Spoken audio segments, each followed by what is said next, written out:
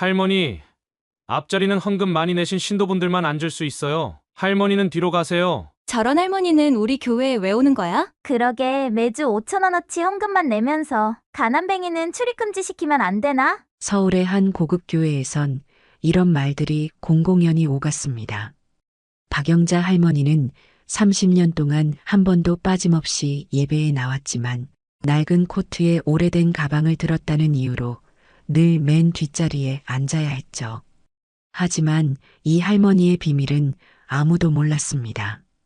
그날이 오기 전까지는 서울 강동구에 화려하게 솟은 은혜교회는 무려 15층 높이의 유리 건물이었습니다. 마치 하늘을 찌를 듯한 첨탑 위에는 순금으로 만든 십자가가 햇빛에 눈부시게 빛나고 있었고 은혜교회라는 이름은 밤에도 형광색으로 번쩍이며 보였습니다. 교회 앞 도로는 고급 외제차들로 가득했고 마치 5성급 호텔처럼 보이는 입구에서는 정장을 차려입은 젊은 남자들이 차에서 내리는 사람들에게 깊숙이 허리를 굽혀 인사했습니다. 안녕하세요, 김 회장님. 오늘도 멋진 차를 타고 오셨네요. 박 사장님, 사모님과 함께 오셨군요. 저희가 특별석으로 안내해 드리겠습니다. 교회 로비에는 대리석 바닥과 크리스탈 샹들리에가 빛나고 있었고 특별 기부자들의 이름이 새겨진 황금 명패가 벽에 가득했습니다. 그 화려한 로비를 지나는 사람들은 모두 명품 옷을 입고 최신 스마트폰을 손에 들고 있었습니다. 그런데 그 화려한 무리 사이로 초라한 모습의 한 할머니가 천천히 걸어오고 있었습니다. 30년 넘게 입은 듯한 낡은 남색 코트와 닳고 다른 구두를 신은 박영자 할머니였습니다. 할머니의 손에는 가죽이 너덜너덜해진 오래된 가방이 들려 있었습니다. 주차 도우미들은 할머니를 보자 인사는커녕 얼굴을 찌푸리며 서로 눈짓을 했습니다. 또 저 할머니네. 헌금은 5,000원짜리 한 장 내면서 매주 와. 원래 반찬 가게 하다 망했다던데 왜 이 교회에 다니는지 모르겠어. 할머니는 그 수군거림을 모른 척하며 교회 안으로 들어갔습니다. 교회 로비에서 안내를 맡은 젊은 여자는 할머니를 보자 얼굴을 찡그렸습니다. 할머니, 오늘은 특별 예배라 앞자리는 VIP 신도들만 앉을 수 있어요. 할머니는 맨 뒤쪽으로 가세요. 할머니는 아무 말 없이 고개를 끄덕이고 뒷자리로 향했습니다. 매주 예배 시간보다 40분이나 일찍 오는 성실한 할머니였지만 교회에서는 아무도 그녀에게 관심을 주지 않았습니다. 그날도 할머니는 늘 앉던 맨 뒷자리로 갔습니다. 할머니가 성경책을 펼치자 그 사이에서 작은 봉투가 살짝 보였습니다. 봉투 안에는 나인증권 VIP 자산관리라는 글씨가 새겨진 카드와 함께 놀랍게도 몇 장의 주식 증서가 들어 있었습니다. 그 중 하나에는 무려 50억 원이라는 숫자가 적혀 있었지만 할머니는 재빨리 그것을 다시 성경책 속에 숨겼습니다. 예배당 앞자리에는 벌써 화려한 옷을 입은 사람들이 자리를 잡고 있었습니다. 교회에서 특별히 제작한 금색 이름표가 붙은 지정석에는 어떤 그룹 회장, 가족석, 어떤 은행 이사장석이라고 적혀 있었습니다. 그들은 교회가 아니라 고급 클럽에 온 것처럼 서로 사업 이야기와 골프 모임을 주제로 떠들고 있었습니다. 그때 교회 문이 활짝 열리며 마치 영화배우처럼 이태섭 담임 목사가 등장했습니다. 그는 특별 맞춤복에 손목에는 1억이 넘는 명품 시계를 차고 있었습니다. 목사가 걸어 들어오자 여성 신도들이 마치 아이돌을 보듯 환호성을 질렀고 앞자리의 부자 신도들은 일제히 일어나 박수를 쳤습니다. 이태섭 목사는 호텔 주인처럼 여유롭게 웃으며 신도들 사이를 지나갔습니다. 그는 부자 신도들에게만 특별한 관심을 보였습니다. 오, 김 회장님. 지난번 1억 헌금 정말 감사합니다. 덕분에 제 새 벤츠를, 아니, 교회 사역용 차량을 구입했습니다. 박 사장님, 따님 유학 잘 다녀오셨어요? 하버드는 정말 좋죠? 제 아들도 그곳에 보냈답니다. 예배당 한쪽에서 젊은 강민호 전도사가 할머니들과 새 신자들을 맞이하고 있었습니다. 그는 교회의 다른 직원들과 달리 진심 어린 미소로 사람들을 대했습니다. 박영자 할머니가 들어오자 그는 반갑게 인사했습니다. 할머니, 오늘도 일찍 오셨네요. 몸은 좀 어떠세요? 할머니는 조용히 웃으며 고개를 끄덕였습니다. 고맙구나. 전도사님, 난 괜찮아. 강민호 전도사는 할머니에게 문을 열어주었습니다. 그때 이태선 목사가 그들 옆을 지나가다가 전도사를 불렀습니다. 강 전도사, 잠깐 이리 와보게. 두 사람이 조금 떨어진 곳에서 대화하는 소리가 할머니의 귀에 들렸습니다. 왜 저런 사람들한테 시간을 낭비하나? 헌금도 제대로 못 내는 노인네들은 그냥 뒷자리나 앉히고 마라. 오늘 VIP 헌금자들 명단은 확인했나? 그 사람들만 신경 써. 강민호 전도사의 얼굴이 굳어졌지만 그는 대답하지 않았습니다. 이태선 목사는 그를 무시한 채 앞자리로 걸어갔습니다. 오르간 소리가 울려 퍼지며 예배가 시작되었습니다. 이태선 목사는 단상에 올라 마이크를 잡았습니다. 사랑하는 은혜교회 가족 여러분, 오늘 우리는 번영의 은혜에 대해 말씀드리겠습니다. 하나님은 우리가 가난하기를 원치 않으십니다. 더 많이 헌금할수록 더 많은 축복이 여러분에게 돌아올 것입니다. 그는 특별히 앞자리에 앉은 부자 신도들을 가리키며 말했습니다. 지난주에 5천만 원을 헌금한 김 장로님은 이번에 50억 계약을 따내셨습니다. 이것이 바로 하나님의 축복입니다. 여러분의 지갑을 열수록 하늘의 문도 열립니다. 앞자리 신도들이 아멘을 외치며 박수를 쳤습니다. 박영자 할머니는 조용히 그 광경을 지켜보았습니다. 할머니가 처음 이 교회에 왔을 때 이곳은 정말 따뜻한 신앙 공동체였습니다. 고 김영성 목사님은 가난한 사람들을 돕고 약한 자들을 섬기라고 가르쳤습니다. 하지만 이태선 목사가 부임한 이후 교회는 완전히 변해버렸습니다. 예배가 끝난 후 신도들은 목사에게 인사하기 위해 줄을 섰습니다. 이태선 목사는 앞자리에 앉았던 부자들에게는 두 손을 잡고 오래 대화했지만 평범한 신도들에게는 형식적인 악수만 했습니다. 박영자 할머니가 차례가 되자 목사의 표정이 순간 일그러졌습니다. 그는 할머니를 제대로 쳐다보지도 않고 짧게 고개만 끄덕였습니다. 안녕하세요. 그 말을 끝내자마자 그는 할머니를 무시한 채 다음 사람에게 환하게 웃으며 손을 내밀었습니다. 할머니가 자리를 떠나자 목사는 옆에 있던 재정부장에게 속삭였습니다. 저 할머니, 헌금 기록 좀 확인해봐. 매주 5천 원씩만 내는데 앞으로는 맨 뒤 구석자리나 앉혔으면 좋겠어. 저런 사람들 때문에 교회 이미지가 떨어져. 은혜교회의 봄은 겉으로 보기에는 평화로워 보였습니다.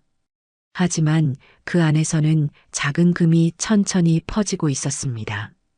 이태섭 담임 목사는 요즘 교회 건물 확장 프로젝트라는 이름으로 교회 안팎을 바쁘게 돌아다니고 있었습니다. 교회 복도마다 새로운 건물 그림과 설계도가 걸려 있었고 예배당 벽면에는 하나님의 영광을 위한 더 큰 집이라는 큰 글씨의 현수막이 걸려 있었습니다. 예배가 시작되기 전에는 새 건물 속의 영상이 계속 반복해서 나왔고 설교 중에도 이태선 목사는 자연스럽게 새 건물 이야기를 자꾸 끼워 넣었습니다. 우리가 내는 이 헌금은 그냥 돈이 아닙니다. 하나님께 드리는 씨앗입니다. 이 씨앗은 나중에 은혜의 열매로 돌아올 것입니다. 많은 헌금을 내는 사람들의 반응은 빠르고 확실했습니다. 몇몇 장로들은 자기 이름을 새긴 기념석을 넣어달라고 했고 기업 대표들은 건물 일부에 후원자 이름을 써달라고 제안했습니다. 회의실에서는 매주 설계 변경과 공사업체 선정이 논의됐고 일정은 점점 더 빨라지고 있었습니다. 이태선 목사는 자신이 은혜교회를 대형교회로 바꿀 주인공이라고 믿고 있었습니다. 그 믿음은 자부심이 되었고 자부심은 곧 확신이 되었습니다. 하지만 강민호 전도사는 그 열기 속에서 이상한 느낌을 받고 있었습니다.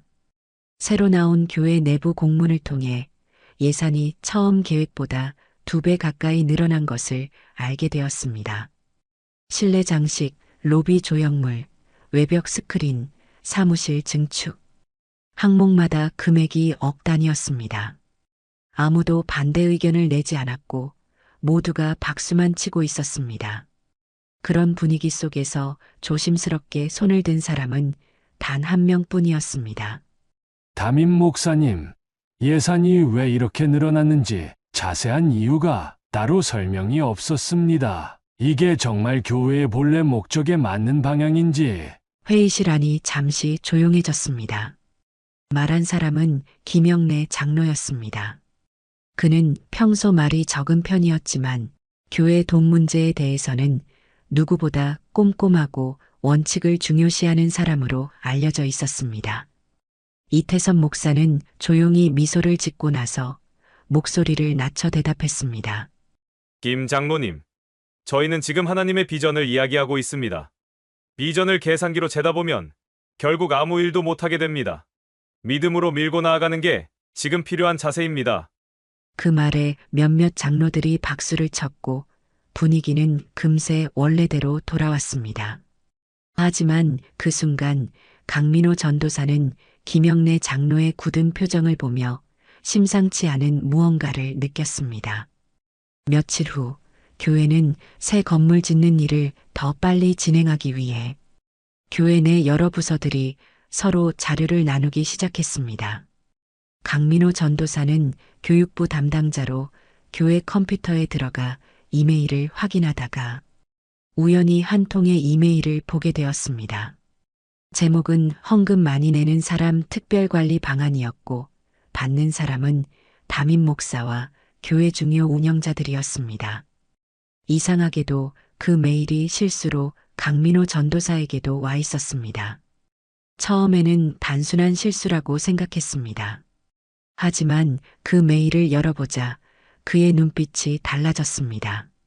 메일에 붙어 있는 표에는 신도들의 이름, 사는 곳, 전화번호와 함께 낸 헌금 액수가 하나하나 자세히 적혀 있었습니다.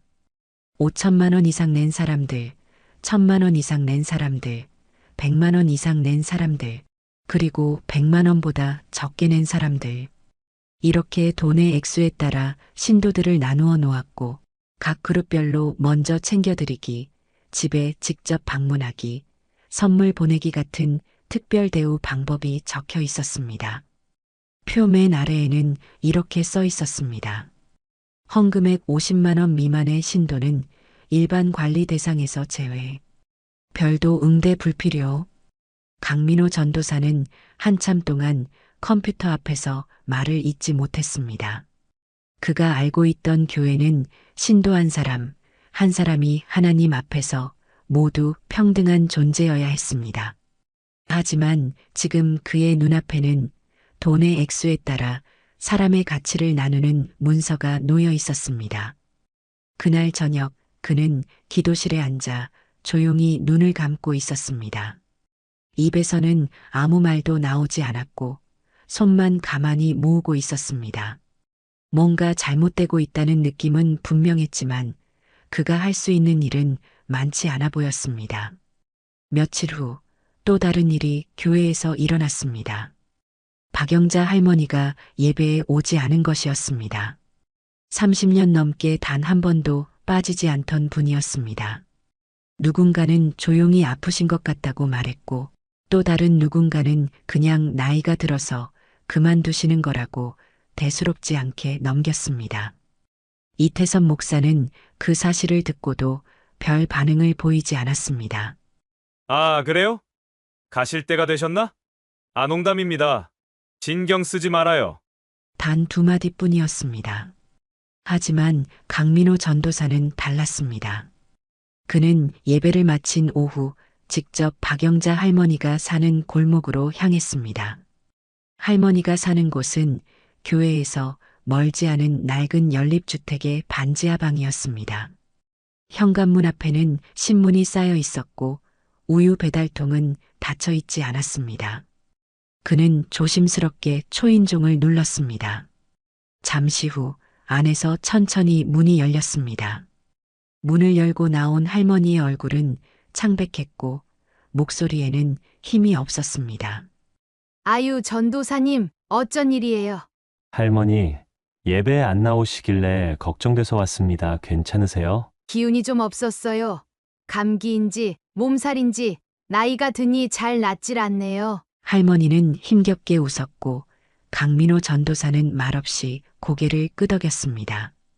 그는 근처 약국에 들러 감기약을 사고 따뜻한 죽이 담긴 포장 도시락을 들고 다시 돌아왔습니다.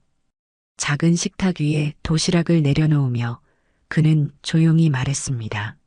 할머니, 언제든 필요한 거 있으면 연락 주세요. 교회가 곁에 있어야 하니까요. 그날 밤 강민호 전도사는 한 장의 쪽지를 받았습니다. 할머니가 작은 메모지에 적어 건넨 글이었습니다. 전도사님 같은 분이 계셔서 아직은 다 포기할 수가 없네요. 그 문장을 읽으며 그는 다시 한번 마음을 다잡았습니다. 은혜교회에서 지금 무슨 일이 일어나고 있는지, 무엇이 진짜이고 무엇이 잘못되고 있는지를 끝까지 지켜봐야겠다고 말입니다. 강민호 전도사는 그날 이후 교회 내부의 일들을 자세히 살펴보기 시작했습니다. 뭔가 잘못되어 있다는 막연한 느낌은 점점 구체적인 의심으로 바뀌고 있었습니다. 교회 건축 프로젝트에 들어가는 돈의 흐름, 후원 명단, 외부 행사비 내역까지 가능한 모든 자료를 살폈고 일부는 몰래 복사해 작은 저장 장치에 넣어두었습니다. 자료들은 대부분 비밀번호가 걸려 있었지만 그중 일부 문서는 그냥 열어볼 수 있었습니다. 그 문서들 속에서 그는 마침내 더 이상 모른 척할 수 없는 내용을 발견했습니다. 한 표에는 교회 공식 통장에서 계속해서 빠져나간 큰 돈의 이체 내역이 들어 있었습니다. 받는 계좌는 이태섭 담임 목사의 개인 명의였습니다. 항목은 각각 달랐지만 이체 날짜와 금액, 그리고 메모에는 예비비, 건축, 자재 관련 비용, 목회 외 활동비 같은 뜻이 분명하지 않은 말들이 적혀 있었습니다. 문제는 그 이체들이 교회 운영위원회나 재정 장로들의 허락 없이 진행되었다는 점이었습니다. 표를 더 내려보니 특정 기업으로부터의 건축, 후원금이 들어온 직후 거의 같은 금액이 목사의 개인 통장으로 빠져나간 기록도 있었습니다. 그는 손이 떨리는 것을 느끼며 화면을 바라봤습니다. 이것이 실수이거나 단순한 착오이기를 바랐지만 수십 번에 이르는 똑같은 패턴의 내역은 실수라 보기 어려웠습니다. 도저히 모른 척하고 지나갈 수 없었습니다. 그는 조용히 숨을 고르고 자료를 복사한 뒤 문서를 닫았습니다. 교회 컴퓨터의 사용 흔적이 남지 않도록 깨끗이 지운 후 컴퓨터를 끄고 사무실 문을 조용히 닫았습니다. 교회 복도를 지나며 그는 속으로 기도하고 있었습니다. 무엇이 옳고 어떻게 행동해야 하는지를 묻고 있었습니다. 답은 쉽게 오지 않았습니다. 며칠 뒤 그는 다시 박영자 할머니의 집을 찾았습니다. 할머니는 한결 나아진 얼굴로 문을 열어주셨고 이전보다 말에도 힘이 실려 있었습니다. 작은 상 위에 놓인 찻잔 2개. 그는 자리에서 조용히 성경책을 꺼내 펴며 말을 건넸습니다. 할머니, 조금 물어보고 싶은 게 있어서요. 그래, 말해보렴. 할머니는 은혜교회가 지금처럼 변해가는 걸 언제부터 느끼셨어요? 박영자 할머니는 성경책을 덮고 창밖을 바라보았습니다. 밖에는 초봄의 햇살이 살짝 비치고 있었고 창문 너머로 희미한 꽃향기가 스며들고 있었습니다. 처음은 이태섭 목사가 부임하고 몇 달쯤 지나서였던 것 같아. 설교 말투가 바뀌더니 사람 대하는 눈빛도 변하더라고. 왜 아무 말씀도 안 하셨어요? 말해봤자 달라지는 건 없거든. 그 사람은 듣지 않아. 그리고 누가 말했는지도 오래 기억하질 않아. 그녀의 목소리에는 체념과 확신이 섞여 있었습니다. 그런데 왜 계속 교회에 남아 계신 거예요? 박영자 할머니는 조용히 웃으며 대답했습니다. 내가 어려울 때 이 교회가 나를 살렸거든. 김영성 목사님 계실 때 말이야. 그분의 설교는 한 문장 한 문장이 내 삶에 그대로 박혔어. 이 교회가 처음 가진 의미를 난 잊고 싶지 않아. 그 말을 듣는 순간 강민호 전도사는 그녀의 고요한 단단함을 이해할 수 있었습니다. 그는 잠시 침묵하다가 조심스럽게 말을 이었습니다. 할머니, 제가 최근에 알게 된 게 있습니다. 이태섭 목사님이 교회 헌금을 개인적으로 쓰는 정황이 있습니다. 그리고 신도들을 헌금 액수에 따라 등급별로 관리하고 있었어요. 박영자 할머니는 놀라지 않았습니다. 그저 조용히 고개를 끄덕이며 말을 들었습니다. 난 이미 알고 있었단다. 네? 눈은 어두워져도 마음의 눈은 더 밝아지는 법이야. 그 사람의 눈빛에선 오래전부터 욕심이 보였거든. 그녀는 천천히 의자에서 일어나 낡은 서랍장을 열었습니다. 그리고 그 안에서 두툼한 갈색 봉투 하나를 꺼내 책상 위에 올려놓았습니다. 이건 은행 서류야. 대출금 상환 관련 문서. 내가 곧 뭔가를 할 생각이거든. 혹시 교회? 할머니는 대답하지 않았습니다. 하지만 그 표정은 이미 오래전에 결정을 내렸다는 듯 단호해 보였습니다. 그날 밤 강민호 전도사는 자신의 방에서 그동안 모은 자료들을 다시 살펴봤습니다. 그 안에는 이태섭 목사의 돈 빼돌리기 증거, 비공식 이메일, 헌금 등급 분류표 등 지금까지 모은 모든 증거가 들어 있었습니다. 그는 그 자료들을 하나하나 다시 검토하며 결심을 굳히고 있었습니다. 지금 침묵하면 은혜교회는 더 이상 교회가 아니게 됩니다. 지금 행동하지 않으면 진실은 영영 묻히고 말 것입니다. 그는 조용히 불을 끄고 자료가 담긴 저장 장치를 손에 꼭 쥔 채 눈을 감았습니다. 그 밤 그의 기도는 아주 짧고 단순했습니다. 하나님, 저를 사용해 주세요. 단 한 번만이라도 옳은 일을 할 수 있도록 도와주세요. 은혜교회의 봄은 더 이상 평온하지 않았습니다. 교회 입구에 걸려있던 새 교회 건물 건축 현수막은 아직 바람에 펄럭이고 있었지만 그 안을 드나드는 사람들의 표정은 점점 굳어지고 있었습니다. 한때 활기차던 복도와 회의실에는 수군거림과 낮은 한숨소리가 많아졌고 예배당 앞줄에서도 조심스러운 속삭임이 번지고 있었습니다. 뭔가 잘못되고 있다는 느낌이 교회 전체에 퍼지고 있었습니다. 이태섭 담임 목사는 여전히 단상 위에서 이전과 같은 말투로 설교를 이어가고 있었습니다. 하지만 그의 목소리는 더 이상 같은 울림을 주지 못하고 있었습니다. 교인들은 마음속으로 의문을 품기 시작했고 일부는 헌금 봉투를 접지 않은 채 들고 돌아가는 일이 생기고 있었습니다.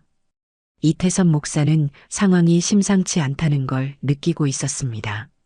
사무실에 앉아 교회 회계보고서를 들여다보던 그는 문득 볼펜을 집어들고 계산기를 두드리기 시작했습니다.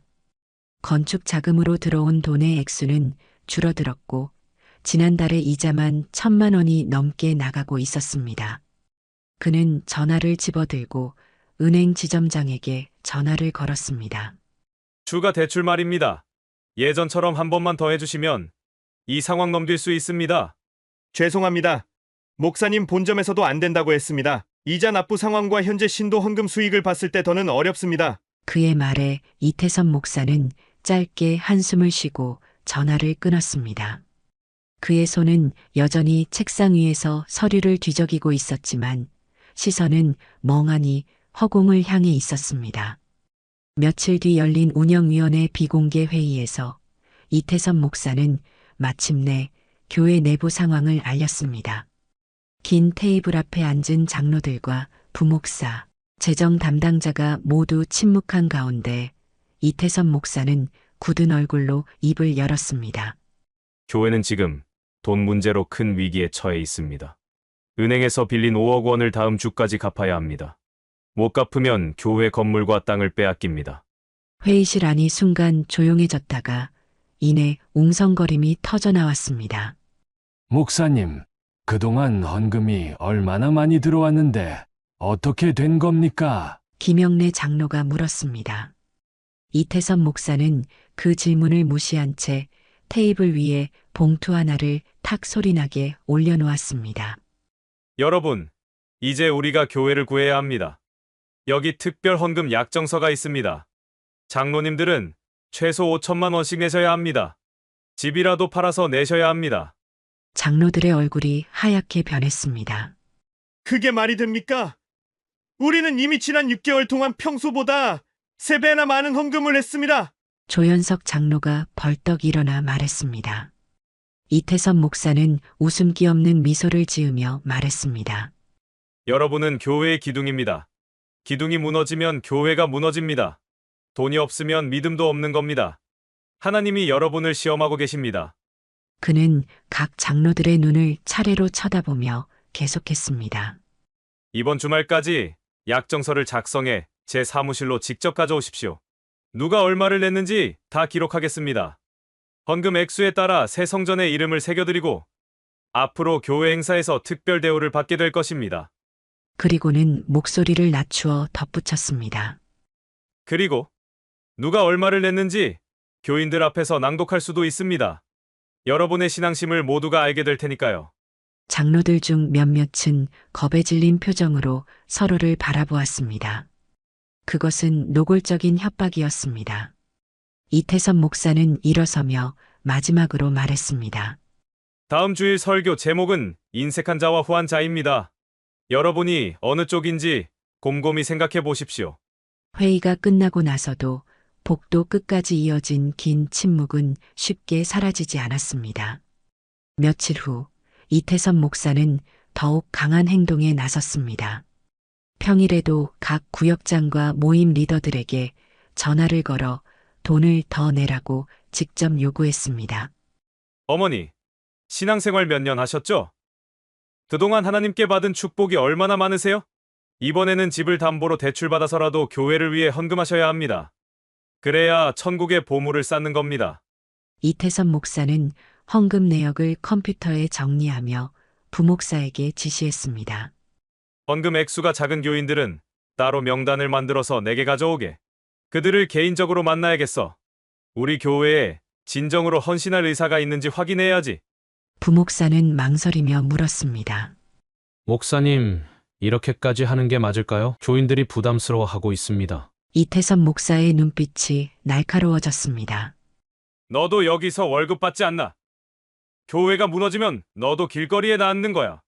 말대꾸 말고 시키는 대로 해. 다음 주일 예배 때 이태선 목사는 설교단에 올라 평소보다 더 큰 목소리로 외쳤습니다. 여러분, 지금은 교회의 위기입니다. 하나님은 지금 여러분의 믿음을, 여러분의 헌신을, 여러분의 지갑을 보고 계십니다. 지갑을 열지 않는 신앙은 거짓 신앙입니다.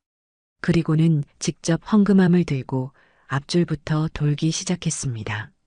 한 명 한 명의 얼굴을 뚫어지게 쳐다보며 헌금함을 내밀었습니다. 오늘은 특별 건축 헌금의 날입니다. 봉투에 이름을 꼭 써주세요. 액수에 따라 하나님의 은혜도 달라질 것입니다. 인터넷에는 은혜교회와 관련된 불편한 후기가 은근히 올라오기 시작했고 일부는 이름을 밝히지 않고 교회에 지나친 헌금 요구에 대한 글을 남기기도 했습니다. 그 중에는 최근 몇 달 새 자꾸만 헌금 종류가 늘어난다.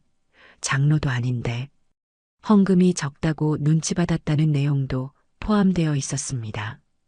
교회는 점점 흔들리고 있었습니다. 이태선 목사는 그 위기를 본능적으로 느끼고 있었지만 더는 물러설 수 없었습니다.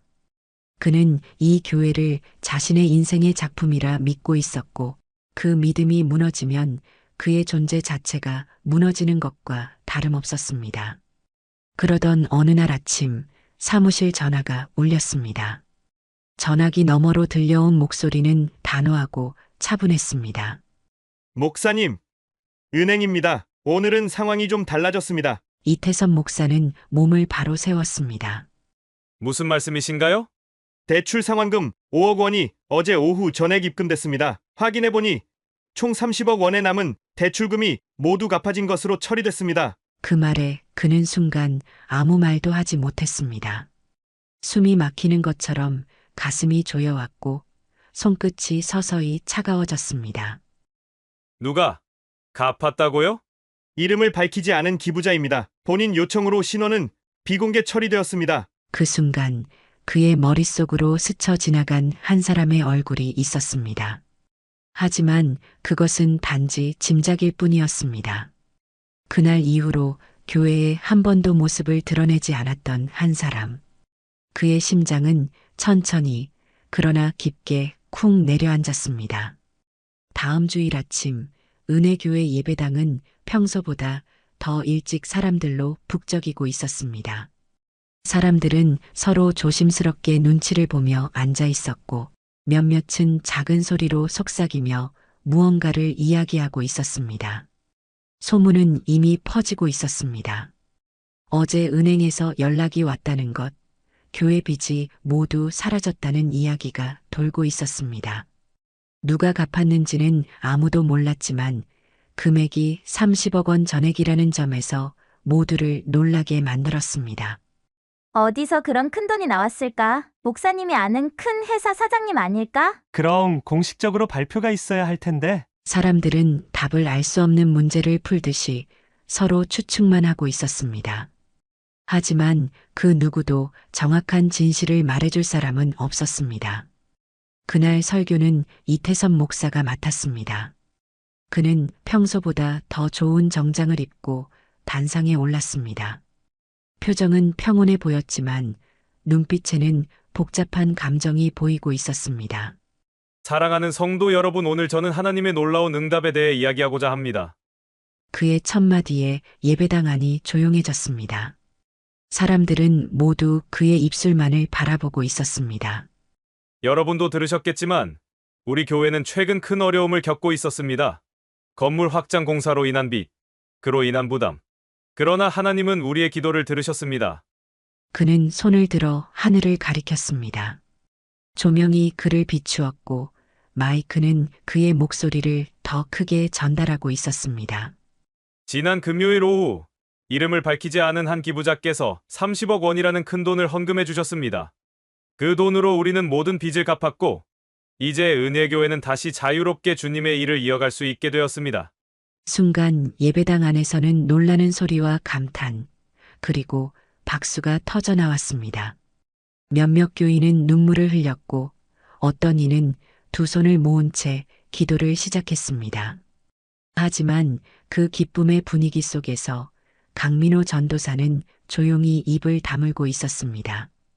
그는 지난밤에 다시 확인한 교회 비리 증거 자료들을 가지고 있었습니다. 그 안에는 이태선 목사의 헌금 빼돌리기 내역, 신도 등급 문서, 개인 통장 이체 기록 등 모든 진실이 담겨 있었습니다.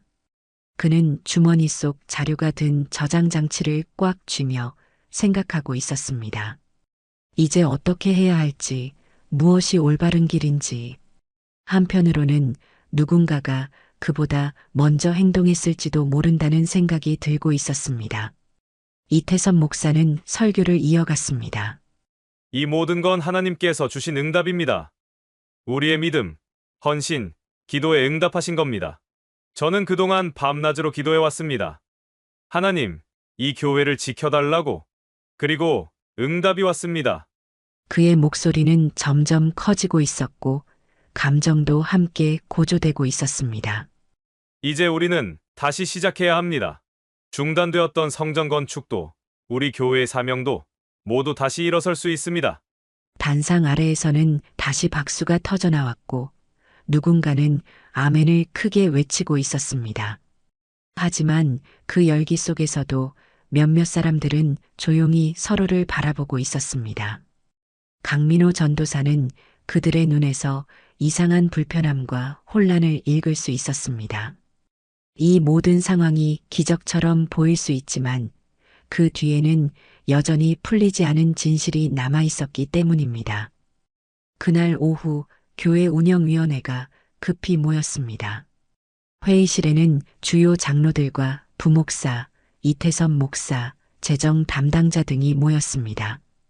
겉으로는 축하와 감사의 자리였지만 사실은 돈을 갚아준 사람의 정체와 앞으로의 교회, 운영 방향에 대한 논의가 중심이었습니다. 이 돈을 낸 사람이 누구인지 목사님께서는 정말 모르십니까? 김영래 장로가 물었습니다. 이태섭 목사는 고개를 가로저었습니다. 정말 모릅니다. 은행에서도 익명으로 요청됐다고만 들었습니다.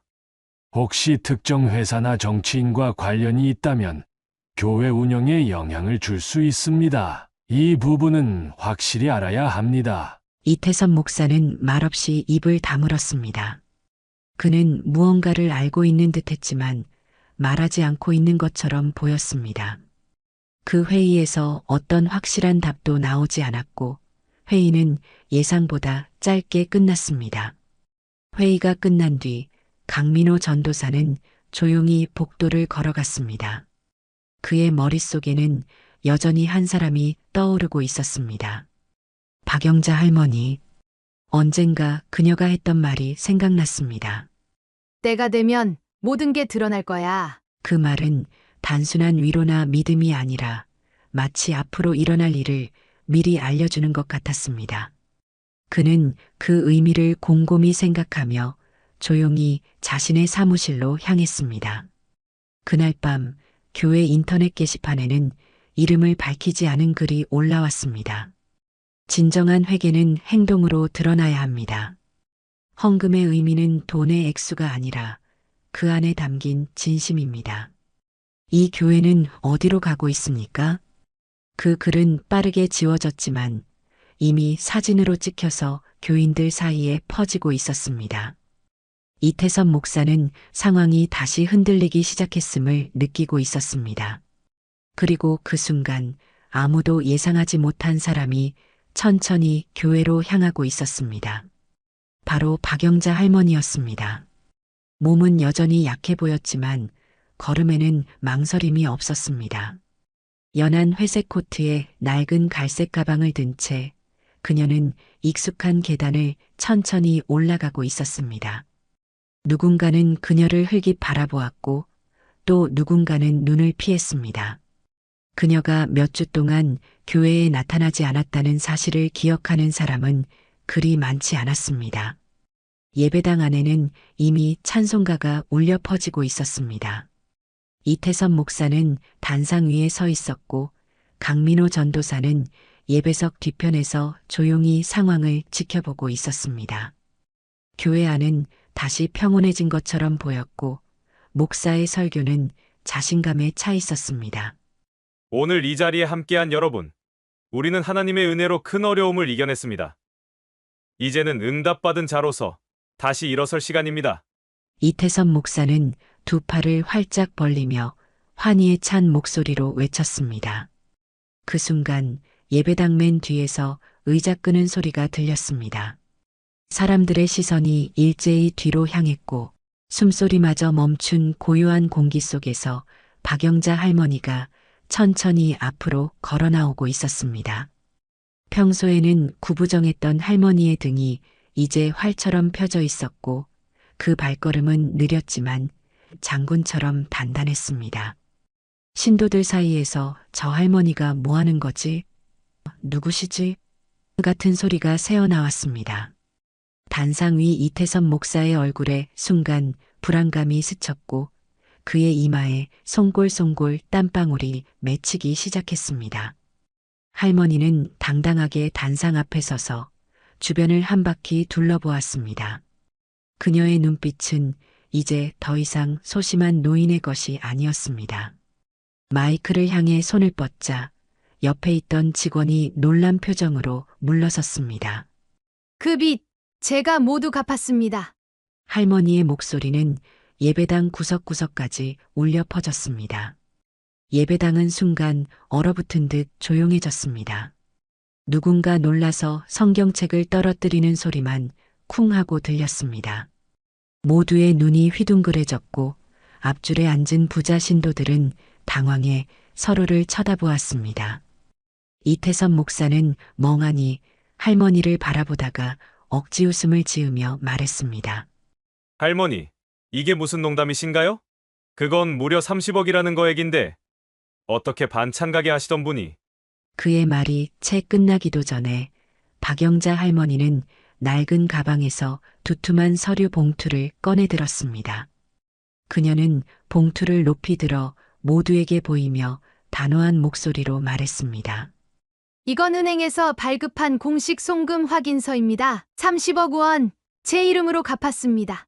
교회 땅 담보빚 전체 금액 말입니다. 순간 예배당 안에서 폭탄이 터진 듯한 술렁임이 일었습니다. 세상에, 어떻게 이런 일이, 할머니가 그 돈을 어디서? 신도들이 놀라서 소리치기 시작했습니다. 강민호 전도사는 마치 오래된 퍼즐의 마지막 조각을 찾은 것처럼 깨달음이 얼굴에 번졌습니다. 그동안 교회 뒷자리에 앉아 무시당하던 그 작은 할머니가 사실은 이 모든 것을 지켜보고 있었던 것입니다. 할머니는 천천히 하지만 또렷한 목소리로 말을 이어갔습니다.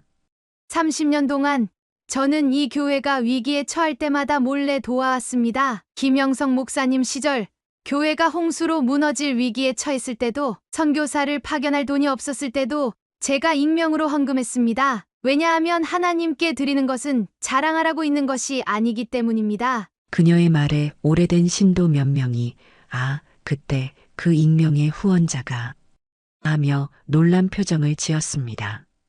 할머니는 이태선 목사를 똑바로 쳐다보며 목소리를 높였습니다. 그런데 요즘 이 교회는 더 이상 예전의 은혜교회가 아닙니다. 이제는 누가 더 많은 돈을 내느냐, 누가 더 비싼 차를 타고 오느냐, 누가 더 화려한 옷을 입고 앞자리에 앉느냐, 그런 것들이 사람의 가치를 결정하는 곳이 되었습니다. 할머니의 말 한마디 한마디가 예배당을 채우자 몇몇 신도들은 부끄러움에 고개를 숙였고 어떤 이들은 눈물을 훔쳤습니다.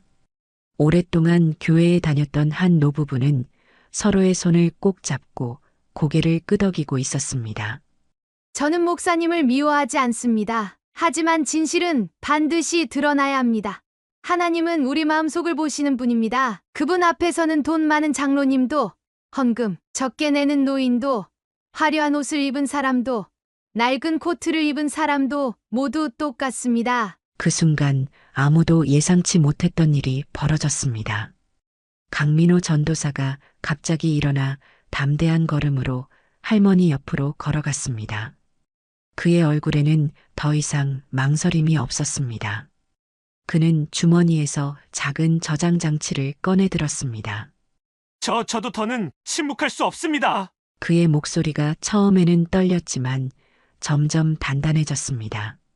여기에는 이태선 목사님이 교회 헌금을 개인 통장으로 빼돌린 증거와 신도들을 헌금 액수로 등급을 나눠 차별한 내부 문서, 그리고 교회 돈으로 고급 외제차와 별장을 구입한 영수증 사본이 들어 있습니다. 이 모든 증거는 제가 직접 확인하고 모은 것들입니다. 예배당이 발칵 뒤집혔습니다.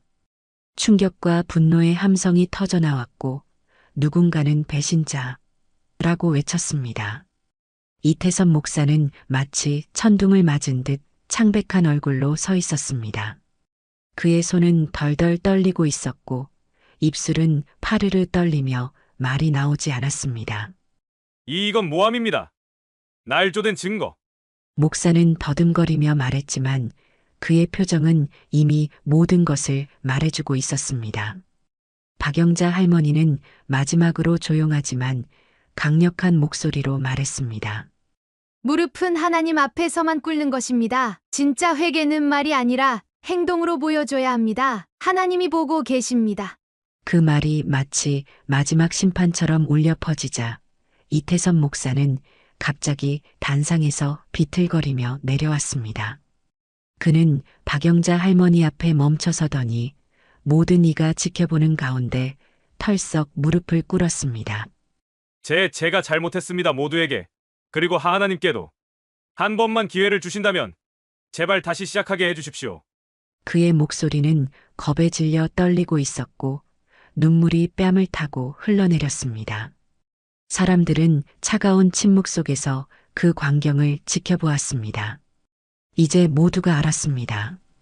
그의 눈물은 진정한 회개가 아니라 자신의 지위와 명예를 잃는 것에 대한 두려움의 눈물이라는 것을.